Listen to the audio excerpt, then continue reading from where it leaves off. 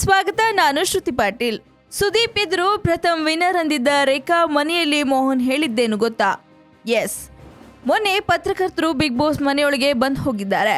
ತಮ್ಮ ಸಂದೇಹಗಳನ್ನೆಲ್ಲ ಬಗೆಹರಿಸಿದ್ದಾರೆ. ಪತ್ರಕರ್ತರೇನೋ ಬಂದ್ ಹೋಗಾಯ್ತು, ಆದ್ರೆ ಬಿಗ್ ಬಾಸ್ ಮನೆಯೊಳಗಿರುವ ಸದಸ್ಯರಲ್ಲಿ ಮಾತ್ರ ಪ್ರಥಮ್ ಹೀರೋ ಆಗ್ಬಿಟ್ನಲ್ಲ ಅನ್ನೋ ಚಿಂತೆ ಮಾತ್ರ ಕಾಡ್ತಾ ಇದೆ. ಇನ್ನು ವೀಕ್ ಕಾಲರ್ ಕೂಡ ಪ್ರಥಮ್ಗೆ ಸಪೋರ್ಟ್ ಮಾಡಿ ಮಾತನಾಡ್ತಾರೆ. ಪ್ರಥಮ್ಗಾಗಿ ನಮ್ಮನ್ನ ತಪ್ಪು ಎಂದು ಬೊಟ್ಟು ಮಾಡಿದ್ದಾರೆ ಎಂಬ ವಿಷಯ ಮನೆ ಮಂದಿಯಿಂದ ಅರಗಿಸಿಕೊಳ್ಳಲು ಆಗ್ತಾ ಇಲ್ಲ.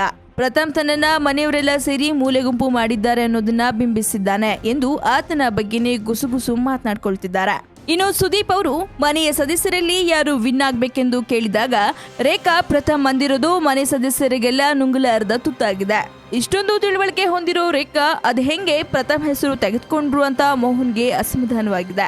ಪ್ರಥಮ್ ಹೆಸರನ್ನ ಯಾಕೆ ಹೇಳಿದ್ರಿ ಅಂತ ರೇಖಾರನ್ನ ಡೈರೆಕ್ಟ್ ಆಗಿ ಕೇಳ್ಬಿಟ್ಟಿದ್ದಾರೆ. ಅದಕ್ಕೆ ಉತ್ತರಿಸಿರೋ ರೇಖಾ, ಇಲ್ಲಿ ಜನರು ಮಾತನಾಡ್ತಿರೋ ವಿಷಯನೇ ಪ್ರಥಮ್ ಅಂತ ಆದ್ಮೇಲೆ ಅವನೇ ಗೆದ್ದುಬಿಟ್ಟ. ಅವನು ಯಾವ ಉದ್ದೇಶದಿಂದ ಬಿಗ್ ಬಾಸ್ ಮನೆಯೊಳಗೆ ಬಂದಿದ್ದಾನೋ ಅದನ್ನ ಸಾಧಿಸ್ತಾನೆ ಅಂತ ಹೇಳಿದ್ರು.